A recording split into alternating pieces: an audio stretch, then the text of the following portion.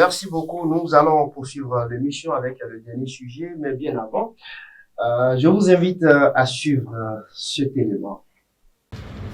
Parti de sa résidence ce dimanche 13 avril 2025 à 11h12, d'Orteuil Soufou Marouya, consul honoraire de la République du Bénin près du Gabon, s'est rendu avec une importante délégation dans le quartier Mendoubé 1, situé dans le 5e arrondissement de Libreville.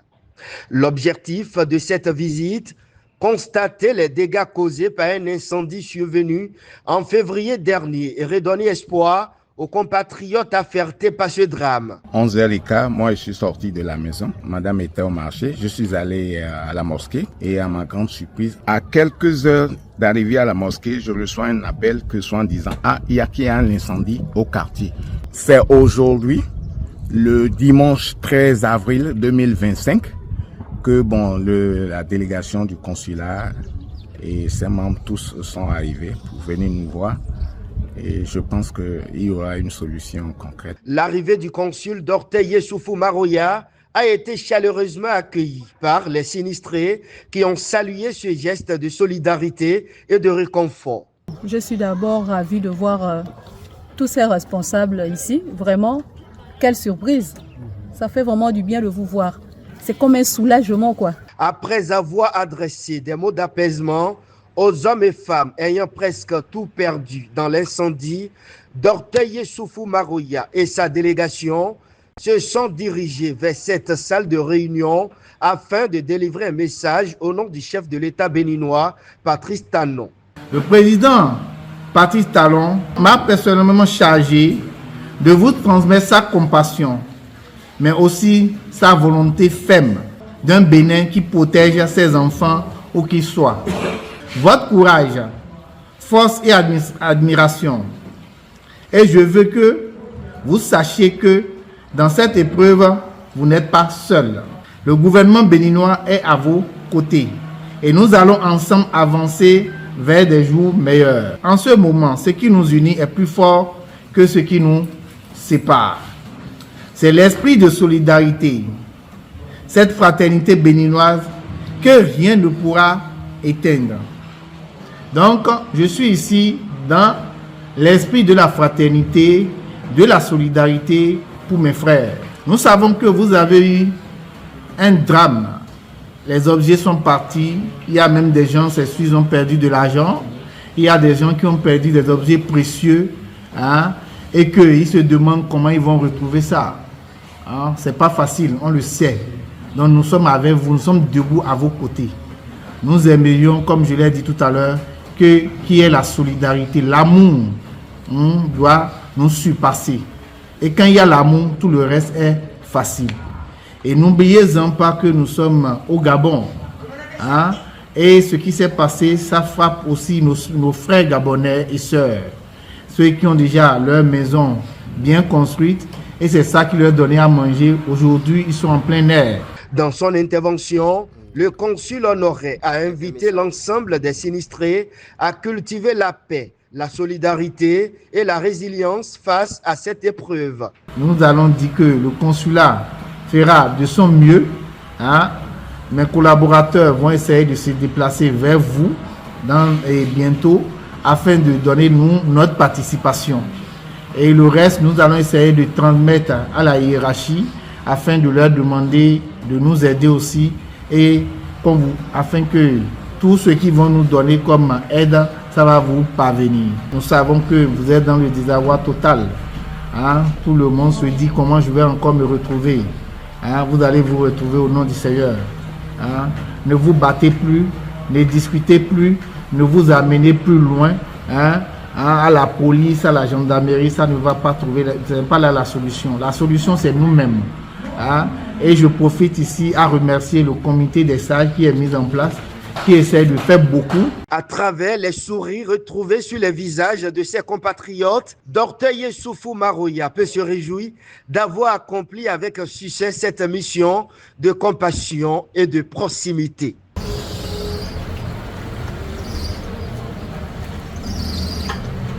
Voilà, retour sur ce plateau, Mas Gaspard Adamossi. quelques semaines après cette descente du consul honoraire du Bénin au Gabon, Dr Youssoufou Maroya, l'homme a personnellement appuyé les sinistrés. Votre réaction? Ma réaction, c'est d'abord une réaction, première réaction d'émotion par rapport à ce drame qui a frappé des familles aussi bien béninoises que gabonaises. Et vous savez, en de pareilles circonstances, plus que d'abord un geste, plus que de l'argent, c'est d'abord le soutien moral qui compte. Je crois que c'est d'abord ce premier geste qu'a accompli le consul honoraire du Bénin au Gabon et sa suite, qui sont allés voir les sinistrés, qui leur ont remonté le moral, et qui ont essayé de les apaiser, n'est-ce pas, qui leur ont également prodigué quelques conseils, parce qu'apparemment, ils se chamaillaient autour de quelques histoires. Je crois que déjà ce déplacement-là du consul est à saluer, et parce que ce n'est pas que les Béninois, il y a aussi, ce n'est pas que des Gabonais, d'ailleurs, il y a une communauté importante de Béninois, et donc ce geste est d'abord à saluer. Ça prouve que le consul est quelqu'un d'une certaine disponibilité, d'abord d'une certaine magnanimité, et cet esprit-là est un esprit à encourager, n'est-ce pas? Ça aurait été d'autre, n'est-ce pas, que ça aurait passé par perte et profit. Ça nous a permis déjà, chez nous ici au Bénin, de savoir quand même que nous avons des compatriotes qui sont un peu dans cette situation-là dans ce pays.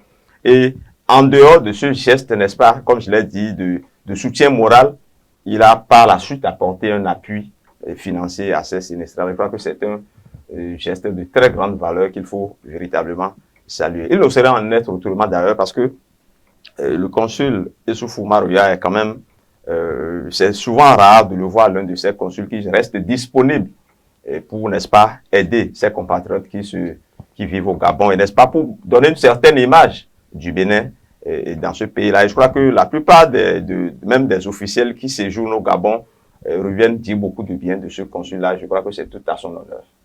Achille Osso.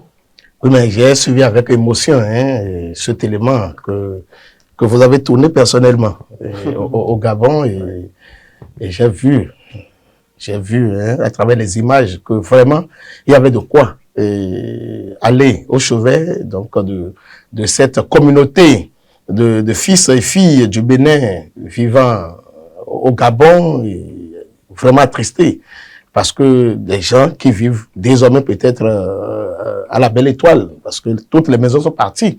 Et je crois que le déplacement du consul au nom donc du chef de l'État est d'abord un acte qui est l'expression de la marque des grands États. Je crois que, comme il a dit dans son message, un État qui se voudrait être tel doit protéger ses citoyens où qu'ils soient, et surtout quand ils ne sont pas sur le territoire. Et donc, pour l'avoir fait, au nom de la République, je crois qu'il a remis le patriotisme au centre donc, de sa mission. Et deuxièmement, vous avez dit qu'au-delà de ce déplacement, au nom de la République, il a fait un geste personnel qui montre sa proximité avec ses frères. Je suis béninois vivant au Gabon et frappé donc par ce drame-là. Je crois que l'acte est d'abord à saluer. Donc nous le saluons pour l'avoir fait. Et il ne l'a pas fait pour qu'on en parle. Il l'a fait certainement parce que si vous ne l'avez pas dit, on ne le saurait pas. Il l'a fait pour montrer sa proximité avec ses frères du béninois vivant là-bas. Et je crois aussi que cela permet... Et même avec les Gabonais, puisque nous avons suivi... Voilà. Cela permet donc de consolider les liens entre frères. Et je crois que comme ça, il devient finalement un guide. Il devient un guide pour ses frères. C'est quelqu'un qui peut être désormais écouté. Parce que nous l'avons vu dans les conseils. C'est sûr que déjà des situations lui ont été présentées. Et donc je crois qu'il est à encourager, il est à féliciter, il est à accompagner. Et donc c'est notre façon du Bénin de l'accompagner et donc de lui dire de continuer, de faire encore mieux et que les Béninois se sentent vraiment à l'aise et heureux sur le sol gabonais. S'il y a encore des choses à le faire, qu'il n'hésite pas à le faire tant qu'il a les moyens. Oui, Gaspard Diamossi, moi je me demande parfois s'il arrive à manger lui-même puisque ça porte elle est toujours ouverte, les Béninois défilent, et il est toujours disponible, il écoute, et ce qu'il peut faire, il essaie d'agir. Non, vous savez, quand vous êtes investi d'une certaine mission, ça devient pratiquement un sacerdoce. Hein. Vous devez faire en sorte de mettre à l'aise ceux dont vous avez, entre griffes, la charge. Et donc, je crois que c'est déjà, la personne même, c'est un humaniste. Parce que si vous avez écouté son message, il a beaucoup parlé de fraternité, il a beaucoup parlé de solidarité, il a parlé beaucoup d'amour et d'entraide. Et donc, il y a quelqu'un, une personnalité qui est un humaniste et qui essaie de le démontrer dans tous ses actes. Et donc, il a pris sa fonction là comme un sacerdoce et il essaie d'aider les autres. Je crois que c'est rare de trouver des citoyens, des compatriotes de cette nature, surtout hors de nos frontières, parce que généralement, c'est ce que les gens nous disent, et ce que nous constatons, c'est que hors du pays, on ne se connaît plus pratiquement, on se ferme les uns, les autres, les portes, on se dit non, ça c'est un Béninois, il faut que je reste hors de lui. Mais je crois que lui, il essaie de faire passer un autre message. Et d'ailleurs, comme je l'ai dit tantôt, même les officiels, j'ai en mémoire le déplacement du maire de la ville de Porto-Novo au Gabon il y a quelques années. J'ai vu comment il a dû grouiller, il a ouvert toutes les portes dans ce pays-là. Je crois que les témoignages que nous avons aussi des officiels qui séjournent au Gabon, ils nous décrivent l'image d'une personnalité qui est vraiment à l'écoute des Béninois qui rentrent au Gabon, des personnalités et autres disponibles et qui leur ouvrent les portes, qui les aident autant que possible. Je crois que c'est véritablement à saluer, comme je l'ai dit tantôt. Ce comportement doit faire école. Hein. Oui, mais je crois que c'est ce qu'on peut demander à tous ceux qui sont investis d'une telle mission. Parce que être consul ou être ambassadeur dans un pays, c'est être les yeux et les oreilles donc du pays, dans ce pays et voisin. Et donc, je crois que ça doit vraiment faire école. Et je crois aussi que les frères et sœurs béninois vivant au Gabon, qui ont un peu de moyens, qui peuvent l'accompagner d'une manière ou d'une autre, hein, intellectuellement, matériellement, financièrement, et nous pouvons les inviter à l'accompagner et pour que le Bénin se porte mieux à l'extérieur. Même notre État, s'il faut l'accompagner d'une certaine manière, il faut le faire. Et surtout, le message peut-être qu'il faut lui adresser à lui aussi, c'est qu'il ne doit pas se décourager. Parce que vous savez, parfois, nous connaissons, hein, parfois les gens vous répondent pas à l'ingratitude quand vous êtes aussi ouvert, aussi franc et aussi collaboratif. Et donc, il ne faudrait pas que ceux qui ne reconnaissent pas à juste titre ces efforts et qu'ils puissent, n'est-ce pas, passer cela sous silence et être comme il est et aider ses compatriotes comme il le fait. Merci beaucoup à vous, Mas Gaspard Aganossi. La dernière rubrique actuellement, c'est le baromètre de la semaine. Gaspard Aganossi qui monte. Bon, c'est vrai que c'est pas un événement de la semaine, mais honnêtement, oui, je n'ai pas, mais je mettrai le consul. Je mettrai le consul pour ces actes. Oui, pour ces actes que nous avons constatés. Okay. Je ne vais pas faire, on a suffisamment fait de commentaires déjà par rapport à ça. Mais pour moi, c'est... Bon, qui descend, c'est douloureux à dire, mais c'est les amis du PRD avec le méli-mélo que nous sommes en train de constater tout au long de la semaine. Un congrès qui s'annonce ou bien une rencontre qui s'annonce strictement au nom du PRD. Je ne sais pas de quoi cela retourne, mais ce n'est pas bon. Il faut qu'il fasse un peu... Hein? Comme on dit, tempo. Il faut qu'il fasse tempo. Comme le nom de oui, Achille Osso. Qui descend? Oui, je savais que c'est pas là que vous allez. Non, mais qui descend? Il faut pas dire comme moi.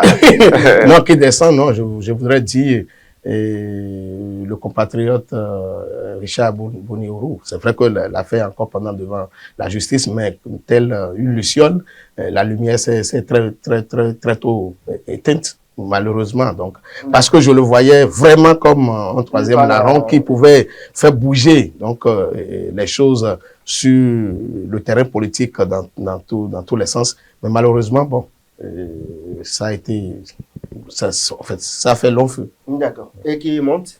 Et qui monte cette semaine? Bon, je n'ai pas encore quelqu'un qui monte. Donc, Dr. Youssoufou Maroya monte. D'accord. Oui, je suis d'accord. Je suis d'accord et je crois qu'il est à féliciter, il est à encourager et nous continuons donc de le faire monter. Et je le fais monter vraiment. D'accord.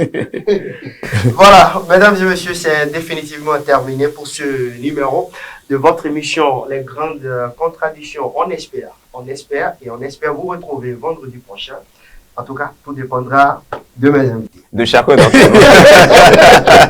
Rendez-vous pris en tout cas. Rendez-vous pris, hein? Rendez-vous pris. Nous serons fidèles au rendez-vous. Non, nous serons désormais. Nous serons désormais fidèles. Voilà. Allez, merci beaucoup et cette émission a été préparée par l'ensemble de la rédaction. Merci à vous. Et Achille Rousseau. Les grandes contradictions, c'est tous les vendredis sur Les grandes contradictions. Les grandes contradictions, une émission de décryptage de l'actualité nationale et internationale avec Shamsdine Badaro, Gaspard Adamossi et Achille Rousseau. Les grandes contradictions, c'est tous les vendredis sur Guérite TV Monde.